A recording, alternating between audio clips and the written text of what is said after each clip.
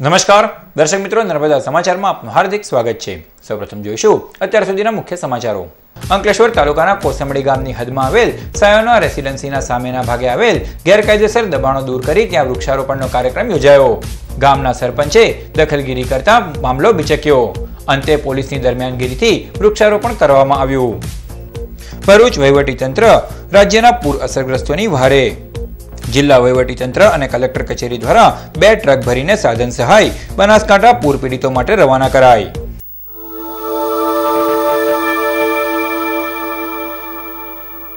અંકલેશ્વર તાલુકાના કોસંબડી ગામની હદમાં આવેલ સાયોના રેસિડેન્સીના રહીશોએ બિલ્ડિંગની સામે આવેલા ગેરકાયદેસર દબાણો દૂર કરી વૃક્ષારોપણ કરવા મુશ્કેલી નડતા પોલીસની મદદ લીધી હતી। કોસંબડી ગ્રામ પંચાયતની હદમાં આવેલ તેમજ નહેરને અડીને આવેલ સોપાનો રેસિડેન્શિયલ રહીશોને બિલ્ડિંગની સામે નહેર વિભાગની ખુલ્લી જમીન ઉપર વૃક્ષારોપણ કરવાનું ઔચિત્ય દાખવ્યું હતું, પરંતુ કોસંબડી ગામના સરપંચ અજીત વસાવા યેનકેન પ્રકારે અગમ્ય કારણોસર વૃક્ષારોપણ કાર્યક્રમને અટકાવવા જતા રહીશો તેમજ તેમની વચ્ચે ઘર્ષણ ઊભું થવા પામ્યું હતું। આ ઘર્ષણને પગલે રહીશોએ પોલીસ તેમજ મીડિયાને જાણ કરતા ઘટના સ્થળે પહોંચેલ પોલીસ અંતે દરમિયાનગીરી કરી વૃક્ષારોપણ કાર્યક્રમને શરૂ કરાવ્યો હતો।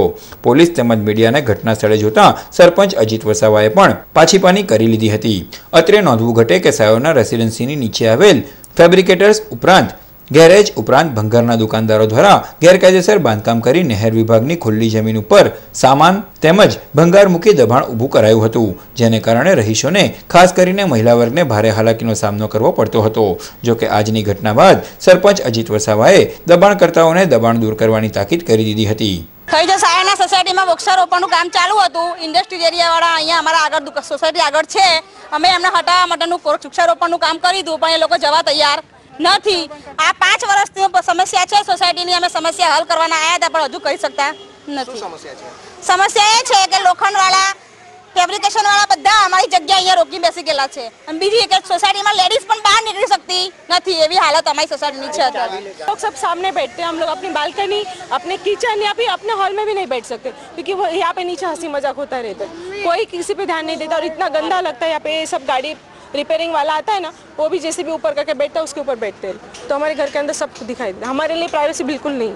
और हम लोग, मैं बहुत सारा खर्चा करके मैं हॉस्पिटल से वापस आई हूँ, 16 लाख रुपए मुझे खर्चा किया मेरे हस्बैंड ने, लेकिन इस आवाज़ की वजह से मुझे और हेमरिंग हो रहा है, मैंने मकान बेचने के लिए निकाला।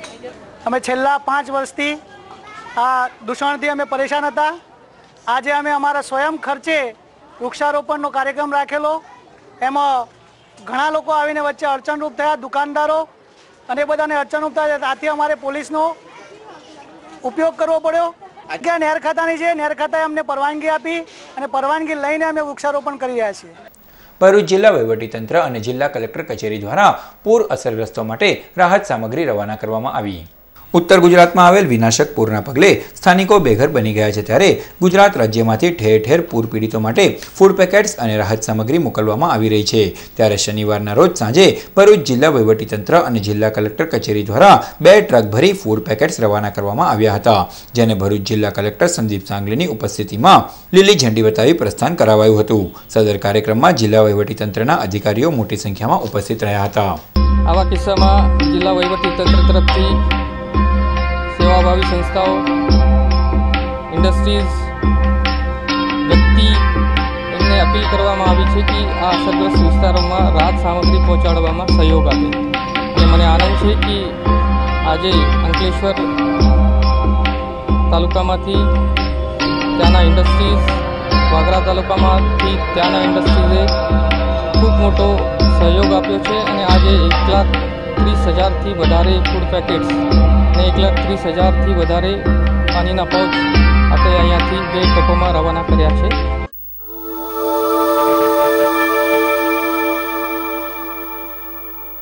રોહિત સમાજ દ્વારા તેજસ્વી તારલાઓને ઇનામ વિતરણ કરતો સમારોહ યોજાયો। ભરૂચ શહેરની સચ્ચિદાનંદ શાળા ખાતે રોહિત સમાજ દ્વારા સમાજના તેજસ્વી તારલાઓનો ઇનામ વિતરણ કરતો કાર્યક્રમ યોજાયો, જેમાં આમંત્રિત મહેમાનોના વરદ હસ્તે દીપ પ્રાગટ્ય કરી કાર્યક્રમને ખુલ્લો મુકાયો। આમંત્રિત મહેમાનોના હસ્તે ઇનામ આપી વિદ્યાર્થીઓને સન્માનિત કરાયા હતા। સદર કાર્યક્રમમાં ભરૂચના ધારાસભ્ય દુષ્યંત પટેલ, સામાજિક કાર્યકર ધનજીભાઈ પરમાર, સાંસદ મનસુખ વસાવા, આગેવાન છગન ગોડી ગજબાર, રોહિત સમાજના આગેવાનો તેમજ આમંત્રિતો અને સભ્યો ઉપસ્થિત રહ્યા।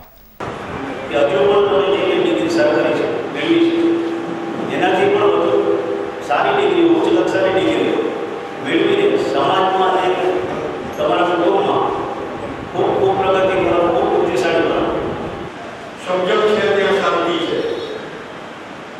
શાંતિ છે ત્યાં સમૃદ્ધિ છે અને સમૃદ્ધિ છે ત્યાં સુખ છે એવું કહી શકાય કે જ્ઞાન છે ત્યાં સુખ છે. ખરેખર આવા તેજસ્વી તારલાઓને તમારામાં પડેલી શક્તિને તમે ખીલવાના પ્રયત્નો કર્યા છે.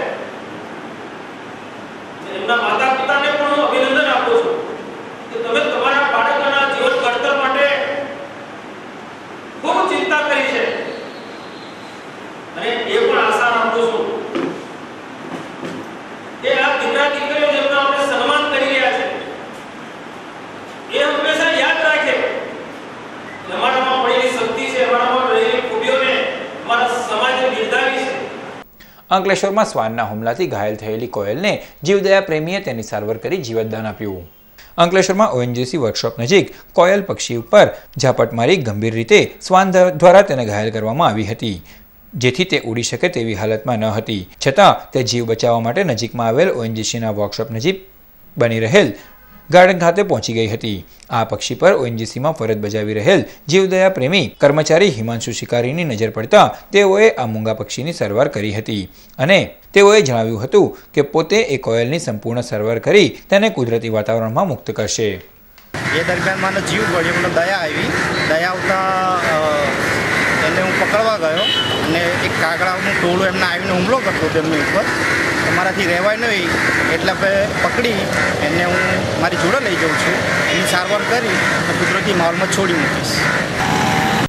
અંકલેશ્વરની વાલિયા ચોકડી નજીક ટ્રક અને ટ્રેલર વચ્ચે અકસ્માત થતા ટ્રક ચાલકનું ગંભીર ઇજાના પગલે સારવાર દરમિયાન મોત નીપજ્યું. મળતી માહિતી અનુસાર 55 વર્ષીય ચરણસિંહ રૂપસિંહ નામનો વ્યક્તિ તારીખ 29મીના રોજ પોતાની ટ્રક લઈ પસાર થઈ રહ્યો હતો તે વેળા અંકલેશ્વરની વાલિયા ચોકડી નજીક આગળ ચાલતા ટ્રેલરમાં પાછળથી ટ્રક ભટકાઈ જતા ટ્રક ચાલકને ગંભીર ઈજા પહોંચી હતી, જેને સારવાર અર્થે બેભાન હાલતમાં ભરૂચ સિવિલ હોસ્પિટલ ખસેડવામાં આવ્યો હતો, જ્યાં સારવાર દરમિયાન તેનું મોત નીપજ્યું.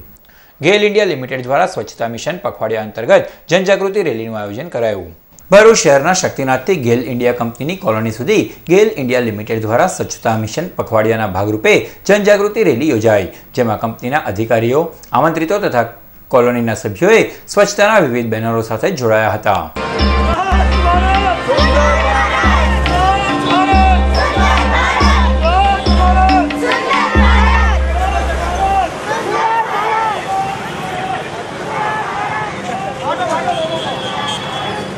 ભરૂચ શહેરના શ્રીજી મંદિર ખાતે શ્રાવણ માસ નિમિત્તે ચલણી નોટોના હિંડોળાના દર્શનનું આયોજન કરાયું. શનિવારના રોજ શહેરના ચકલા વિસ્તારમાં આવેલ શ્રીજી મંદિર ખાતે શ્રાવણ માસ નિમિત્તે હિંડોળા દર્શનનો કાર્યક્રમ યોજાયો હતો, જેમાં ચલણી નોટોના હિંડોળામાં પ્રભુજીને ઝુલાવવામાં આવ્યા હતા. સદર ધાર્મિક કાર્યક્રમોનો મોટી સંખ્યામાં ભાવિક ભક્તોએ લાભ લીધો.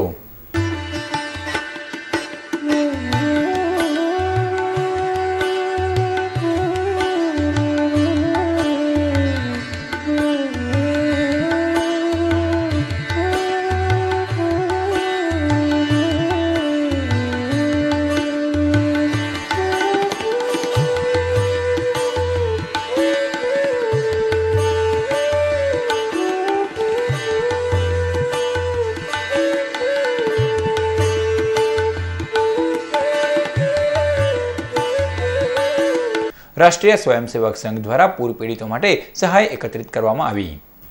ઉત્તર ગુજરાતમાં ભારે વરસાદના પગલે થયેલ તારાજીને પગલે લોકો બેઘર બન્યા છે, ત્યારે સમગ્ર ગુજરાત રાજ્યમાંથી પૂર પીડિતો માટે સહાય મોકલવામાં આવી રહી છે, જેના ભાગરૂપે રાષ્ટ્રીય સ્વયંસેવક સંઘ પ્રેરિત સેવા ભારતી ગુજરાત દ્વારા ભરૂચ શહેરના વિવિધ વિસ્તારોમાં પૂર પીડિતો માટે ફંડ એકત્રિત કરવામાં આવ્યું. સદર કાર્યક્રમમાં રાષ્ટ્રીય સ્વયંસેવક સંઘના સભ્યો જોડાયા હતા. Lions lioness club of Ankleshwar industrial area અને જીઆઈડીસી પોલીસના સંયુક્ત ઉપક્રમે રક્તદાન શિબિર યોજાઈ.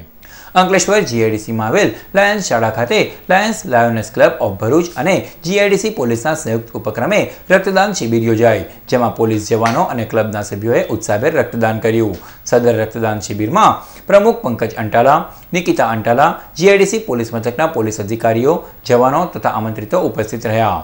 Lions lioness club of Ankleshwar area તથા જીઆઈડીસી પોલીસ સ્ટેશન દ્વારા લાયન્સ સ્કૂલ ખાતે રક્તદાન શિબિરનું આયોજન કરેલ છે. આ શિબિરની અંદર આજે પ્રાંત અધિકારી શ્રી ભગોરા સાહેબે હાજરી આપી અને પોતે બી સ્વૈચ્છિક રક્તદાન કરેલ છે. સાથે સાથે એઆઈએના પ્રેસિડન્ટ અને લાયન મેમ્બર લાયન મહેશભાઈ પટેલે બી રક્તદાન કરેલ છે તથા જીઆઈડીસીની જીઆઈડીસીમાંથી બીજા રક્તદાતાઓએ આવી અને 125 બોટલોનું અમારું ટાર્ગેટ પૂર્ણ કરવા માટે સહકાર આપેલ છે.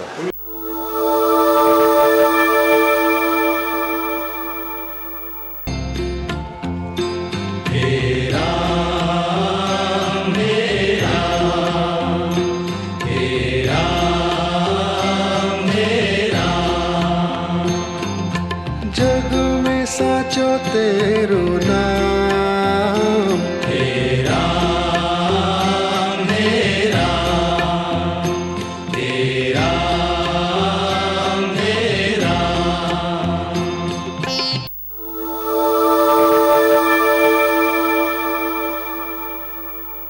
સમાચાર પૂર્ણ કરતા પહેલા મુખ્ય સમાચારો પર ફરી એક નજર.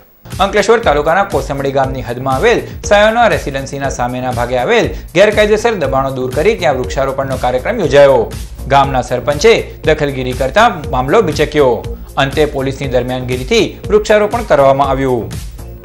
ભરૂચ વહીવટીતંત્ર રાજ્યના પૂર અસરગ્રસ્તોની વહારે. જિલ્લા વહીવટીતંત્ર અને કલેક્ટર કચેરી દ્વારા 2 ટ્રક ભરીને સાધન સહાય બનાસકાંઠા પૂર પીડિતો માટે રવાના કરાઈ. તો આ હતા અત્યાર સુધીના નર્મદા સમાચાર. નવા સમાચારો સાથે ફરી મળીશું. નમસ્કાર.